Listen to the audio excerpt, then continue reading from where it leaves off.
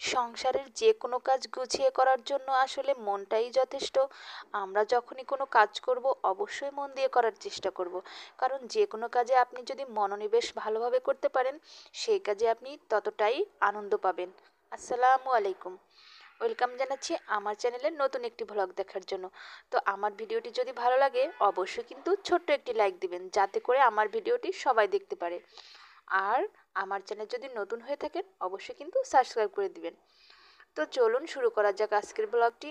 তো আজকে আমি শুরু করছি আপনাদের সঙ্গে এই ফলগুলো দিয়ে।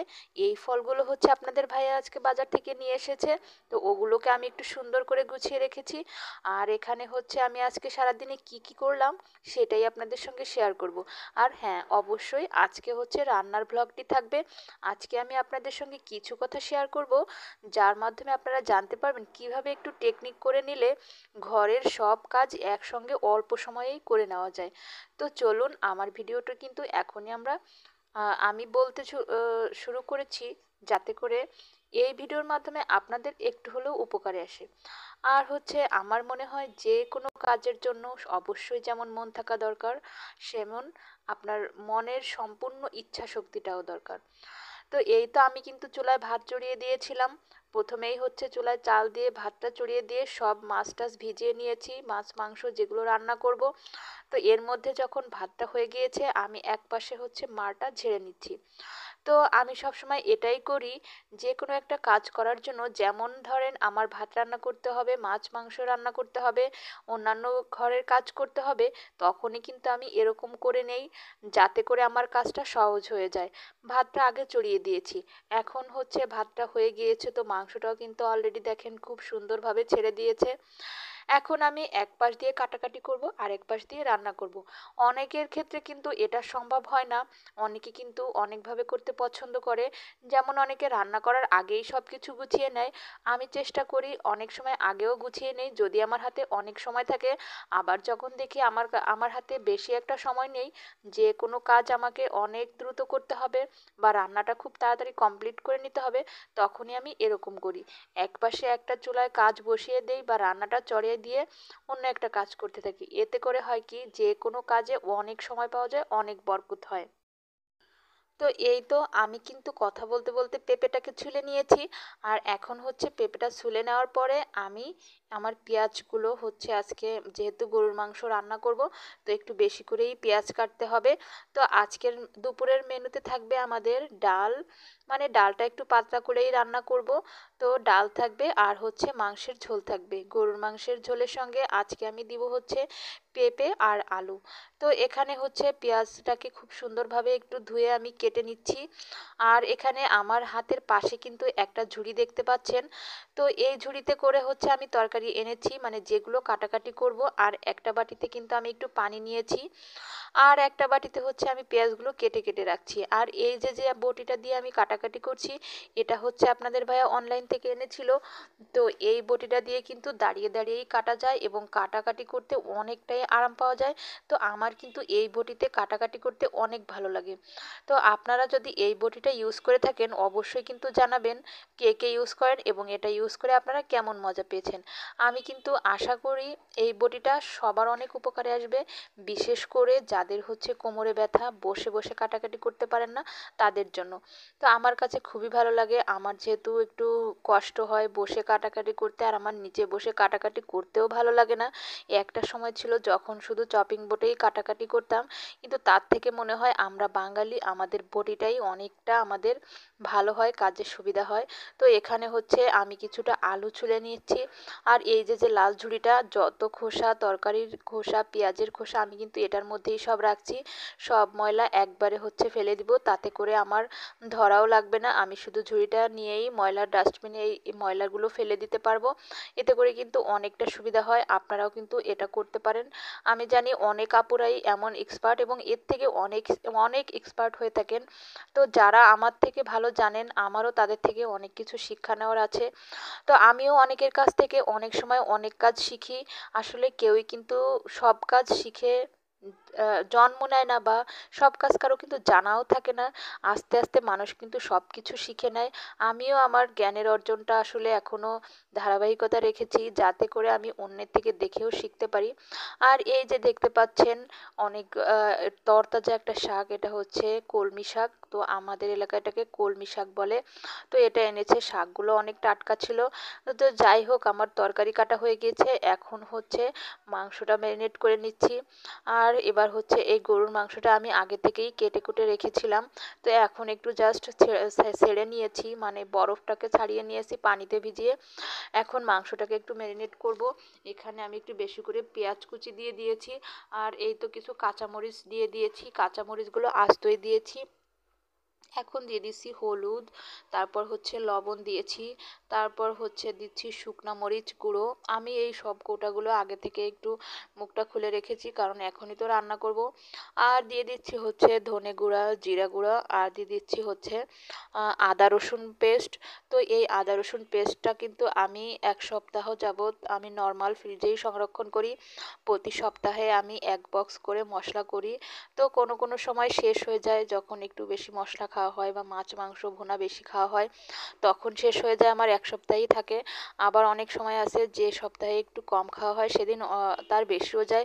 কিন্তু আল্লাহ রহমতে আমার এই মশলাটা কিন্তু আদা রসুন একসঙ্গে পেস্ট করে রাখার কারণে কোনো প্রকার কোনো গন্ধ হয় না, এবং খুব ভালো থাকে মশলাটা।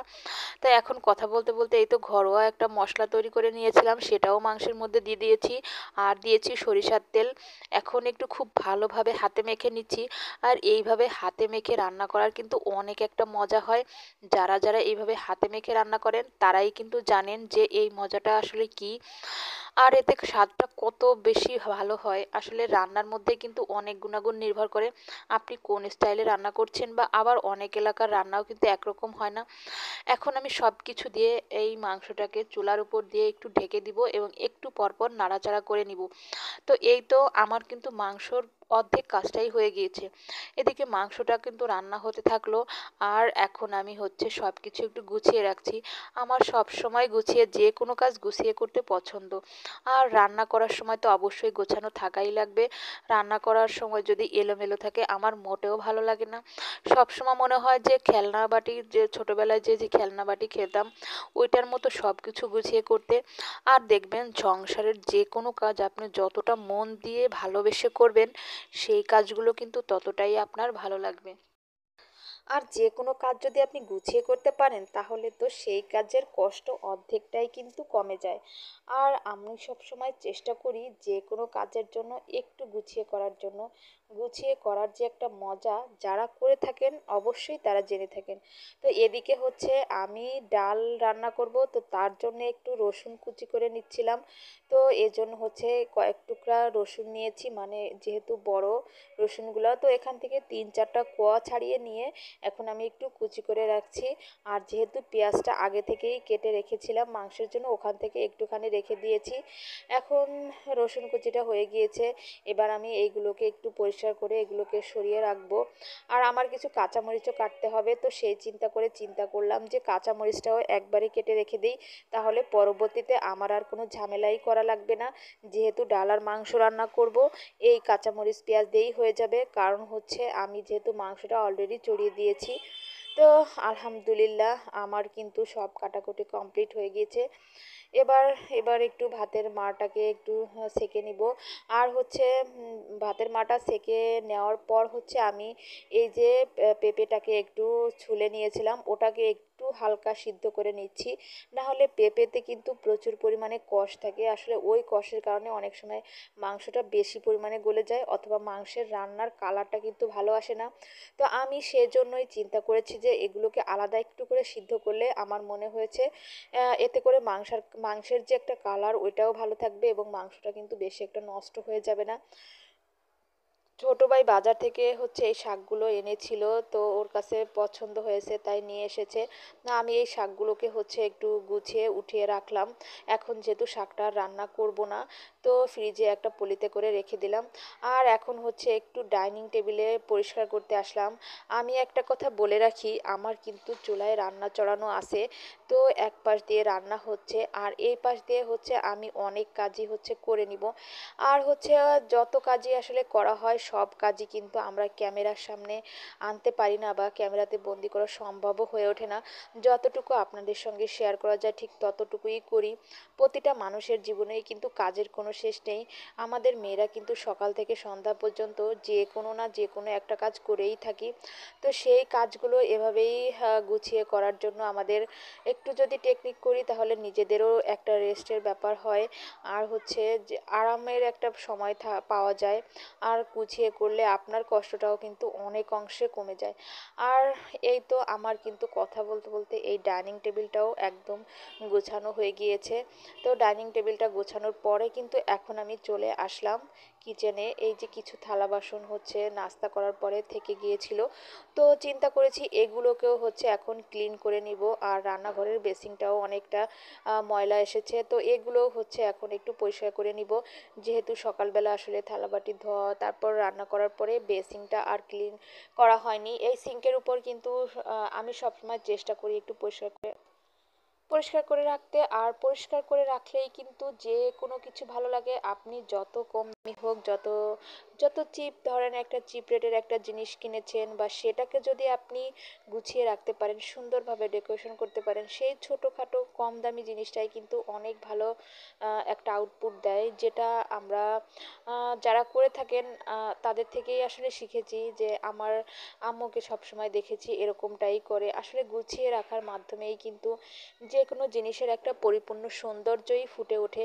তো আমি মনে করি যে কোনো কিছু ভালো মন্দ এগুলো আসলে দাম তারপর হচ্ছে এগুলোতে নির্ভর করে না। সবসময় একটু পরিপাটির থাকার মাঝেও কিন্তু অনেক ছোট অনেক কম দামি জিনিসও অনেক মহামূল্যবান হয়ে ওঠে। আর তো আমার কাছে সেটাই মনে হয়।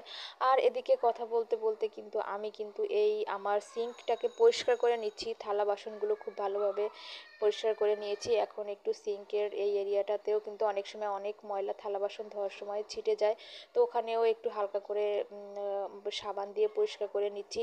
আর এই সিঙ্কটাকে খুব ভালোভাবে একটু মেজে নিচ্ছি যাতে করে এটা একদম চকচকা ঝকঝকা হয়ে যায়। যখনই রান্নাঘরে আসবো তখনই আসলে একটা ভালো লাগা কাজ করবে। আর যখন এলোমেলো থাকে তখন কিন্তু কোনো কিছুই ভালো লাগে না। আমি যতটুকু পারি যা পারি আমি সবসময় চেষ্টা করি, শত ব্যস্ততার মাঝেও আমি এই গোছানোটাকে রাখার চেষ্টা করি যতটুকু পারি। তো গোছানোর আসলে শেষ নেই, পরিষ্কার পরিচ্ছন্নতারও কিন্তু কোনো শেষ নেই। দেখা যাচ্ছে একটা জিনিস একটা জায়গা থেকে গুছিয়ে রেখেছি সেটা আবার এলোমেলো হয়েছে। তো নিত্য দিন এই একই কাজ আমাদের করতে হয়। আর এগুলো তো সংসারেরই কাজ। সংসারের যে কোনো কাজ আপনি মন দিয়ে করবেন, সেটাতে করতেও যেমন ভালো লাগে সেটা দেখতেও তখন অতটাই, যতটা কষ্ট হয় ততটাই কিন্তু আনন্দ হয়। তো এদিকে হচ্ছে আমি আরেকটু মাংসটাকে নাড়াচাড়া করে দিচ্ছিলাম যাতে হচ্ছে নিচ দিয়ে পোড়া লেগে না যায়।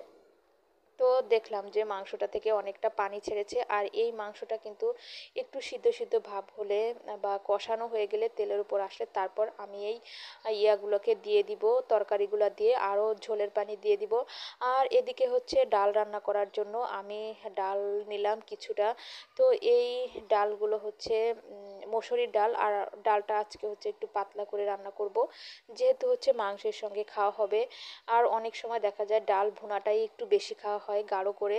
আর আপনাদের ভাইয়া হচ্ছে এই ভুনা ডালটাই হচ্ছে বেশি পছন্দ করে, যার কারণে ওই ডালটা পাতলা ডালটা বেশি একটা খাওয়া হয় না।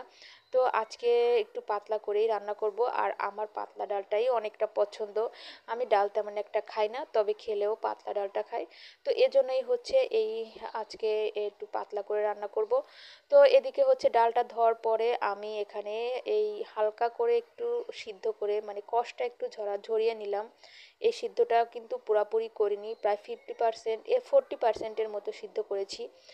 এখন ওটাকে একটু থাকতে দিয়ে দিয়েছি পানিটা। এই দিক দিয়ে আমি ডালটাকে বসিয়ে দিয়েছি। গরুর মাংস একটু রান্না হতে সময় লাগে, যার জন্য হচ্ছে আমি এই পাশ দিয়ে অনেক কাজ করে নিচ্ছি। এখন মাংসটার উপরে কিন্তু তেলটা উঠে এসেছে এবং মাংসটা খুব ভালোভাবে কষানো হয়ে গিয়েছে। এবার আমি এই সে তরকারিগুলোকে মাংসের মধ্যে দিচ্ছি, আর এখন একটু খুব সুন্দরভাবে আর একটুখানি কষিয়ে নিব মিনিট দুইয়ের মতো, যাতে মশলাটা ভালোভাবে তরকারিটার মধ্যে লেগে যায়। আর এভাবে একটু কষানোর পরেই হচ্ছে আমি ঝোলের পানিটা দিয়ে দিব। আর এক্ষেত্রে কিন্তু তরকারিটা পুরোপুরি যেহেতু সিদ্ধ নয়, তাই ঝোলের পানিটা এমন পরিমাণে দিব যাতে টানানোর পরে আমার যতটুকু একটু গাঢ় গাঢ় ঝোল রাখবো, না হলে খেতে মজা লাগবে না, ততটাই থাকে। তো এজন্য হচ্ছে ঠিক সেই পরিমাণে আমি পানিটা দিয়ে দিলাম। এদিক থেকে আমি কি করেছি, ঢাকনাটা ডালের ইয়ার উপর রাখার কারণে ডালটা একটু বলফ চলে এসেছিলো, তো আমি ঢাকনাটাকেও সরিয়ে দিয়েছি। যা আমি এখন হচ্ছে চুলাটাকেও পরিষ্কার করে নিলাম, যেহেতু চুলাটা একটু নোংরা হয়ে গেল। আর এদিকে হচ্ছে আপনাদের ভাইয়া এটা হচ্ছে কলার মোচা, আমরা মোচা বলি, অনেক সময় অনেকে কলার থোড় বলে থাকে, অনেক অঞ্চলে এটাকে অনেকভাবেই বলে। তো এটা কিন্তু খেতে অনেক মজা হয়। আর হচ্ছে এইটা এখন আর রান্না করব না, এটা আল্লাহ বাঁচালে রাতে রান্না করব, আর অবশ্যই আপনাদের সঙ্গে রেসিপি শেয়ার করব। এই কলার থোড়টা বা মোচাটা খেতে কিন্তু চিংড়ি মাছ দিয়ে অনেক মজা লাগে। আমি এটা আসলে পরিষ্কার করতে পারি না, আম্মু আমাকে আসলে রান্না করেই খাওয়ায়। এটা আমি রান্না করতে পারি না কখনো, আর এটাতে অনেক কষ থাকে, যা আমার আসলে অনেকটা ভয়ও লাগে, কি বলবো। তো আম্মু বলছে এটা আমি পরিষ্কার করে দিব, আপনাদের ভাইয়ের হচ্ছে এটা অনেক পছন্দ, তাই সেগুলাই কেনে। তো মাশাল্লাহ, আমার কিন্তু দুপুরের রান্না বান্না একদম কমপ্লিট। আজকে রাতের জন্য রান্না করিনি, শুধু দুপুরের জন্যই রান্না করেছি। তো চিন্তা করেছি রাতে আবার একটুখানি রান্না করে নিব, আর ডালটাও অনেকটা পরিমাণ থেকে যাবে। আর এদিকে সব কিছু রেডি করে নিয়েছি, আমার মাংসটা হয়ে গিয়েছে, ডাল হয়ে গিয়েছে, আর একটু মাংস ডালের সঙ্গে খাওয়ার জন্য লেবুটাও কেটে নিয়েছি। তো আশা করছি আমার ভিডিওটি ভালো লেগেছে। সবাই সুস্থ থাকবেন। আল্লাহ হাফেজ।